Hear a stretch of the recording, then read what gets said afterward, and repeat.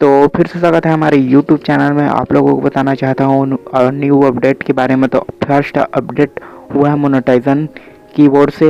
आप लोगों को $100 होने के बाद आप बैंक अकाउंट ऐड कर सकते हो। अब $10 ख़त्म हो चुका है। अब $100 आने के बाद ही आप लोग बैंक अकाउंट ऐड कर सकते हैं और डराने की कोई बात नहीं है। आप $100 ऐड करोगे, उसके बाद आप लोगों का बैंक अकाउंट ऐड होगा। और दूसरा अपडेट, हैशटैग और लैगिंग वीडियो आते हैं।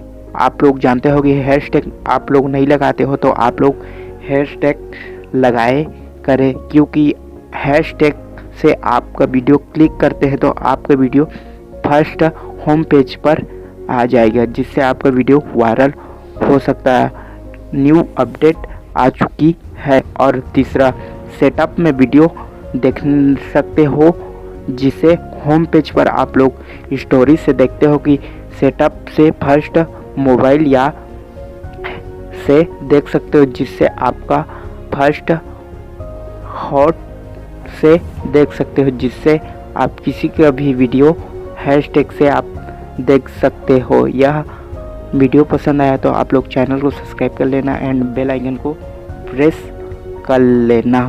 अगर वीडियो अच्छा लगा तो चैनल को ज़रूर सब्सक्राइब करें। तो मिलते हैं अगले वीडियो में। जय हिंद, वंदे मातरम।